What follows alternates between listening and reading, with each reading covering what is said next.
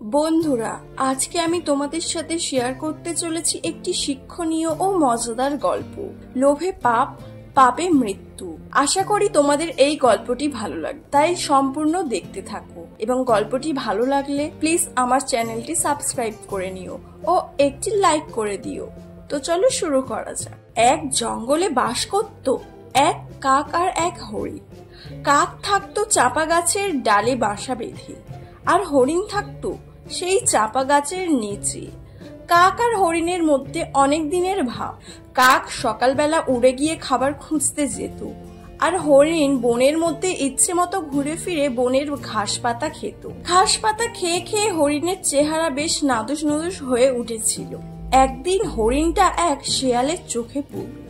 হরিণকে দেখে শিয়ালের খুব লোভ হলো। ভাবলো এর নরম মাংস খেতেই হবে, কিন্তু খাবো কেমন করে? সে বুদ্ধি আঁটলো, আগে হরিণের সঙ্গে ভাব জমিয়ে নিই, তাতে তার কাছাকাছি থাকা যাবে। এই ভেবে সে হরিণের কাছে গিয়ে বলল, কি গো বন্ধু, কেমন আছো? হরিণ বলল, কে তুমি ভাই? তোমায় তো চিনতে পারলাম না। শিয়াল বলল, আমি এক শিয়াল, এই বনেই থাকি, কিন্তু আমার কোনো বন্ধু নেই। বন্ধু ছাড়া কি বাঁচা যায় বলো? তাই তোমায় দেখে ভাবলাম তোমার সঙ্গে বন্ধুত্ব পাতাই। কি আপত্তি নেই তো? এখন থেকে তুমি আর আমি একসঙ্গে চলাফেরা করব, ঠিক আছে?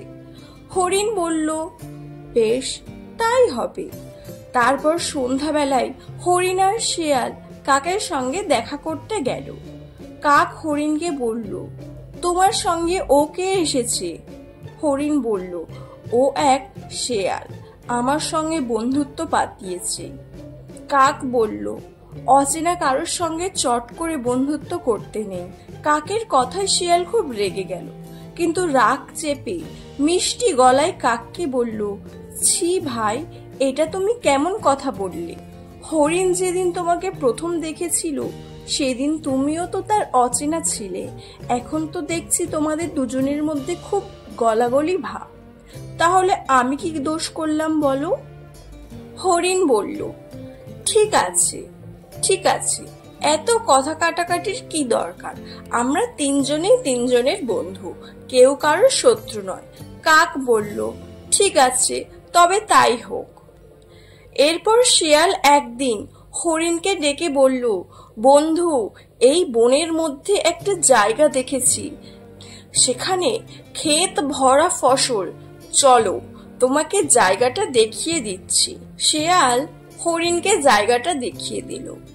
হরিণ রোজ সেই চাষের জমিতে গিয়ে ফসল খেতে লাগলো। ব্যাপারটা একদিন ক্ষেতের মালিকের নজরে পড়ল। হরিণকে ধরার জন্য সে এক ফাঁদ পাতল। হরিণ সেই ফাঁদে পড়ে গেল। হরিণ ভাবল বন্ধু তাকে এই বিপদ থেকে বাঁচাবে। অন্যদিকে শিয়াল ভাবল, যাক, এতদিন পর আমার মনের ইচ্ছা পূরণ হবে। মালিক যখন হরিণটাকে কাটবে তখন তার রক্ত মাংস মাখা হাড়গোড় আমি নিশ্চয়ই পাবো। হরিণ শিয়ালকে ডেকে বলল, বন্ধু, আমাকে শিগগির বাঁচাও, আমার বাঁধনগুলো কেটে দাও। শিয়াল বলল, হাই হাই বন্ধু, জালের বাঁধনগুলো তো পশুর নাড়ি ভুড়ি দিয়ে তৈরি। আজ রবিবার, রবিবারে তো আমি দাঁতে মাংস কাটি না, কাল সকালে কেটে দেব, কেমন? তুমি কোনো চিন্তা করো না। এই বলে সে কাছাকাছি গিয়ে লুকিয়ে রইল। এদিকে সন্ধে হয়ে গেল। হরিণ তখনও বাসায় ফেরেনি। কাক তাকে খুঁজতে বেরোলো। খুঁজতে খুঁজতে হরিণকে দেখতে পেয়ে বলল, সেই ঠক শিয়ালটা কোথায় গেল? হরিণ বলল, এতক্ষণে বুঝেছি, আমার মাংস খাবে বলে আশেপাশেই কোথাও লুকিয়ে আছে।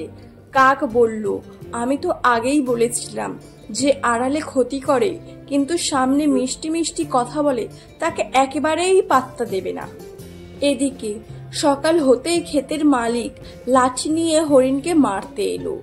কাক হরিণকে বলল, তুমি পেট ফুলিয়ে পালগুলো টান করে মরার মতো শুয়ে থাকো, আমি যেই কা কা করব অমনি তুমি ছুটে পালাবে। ক্ষেতের মালিক হরিণকে দেখে বলল, এ যে দেখছি নিজেই মরে পড়ে আছে, এই বলে সে হরিণের বাঁধনগুলো খুলে দিল।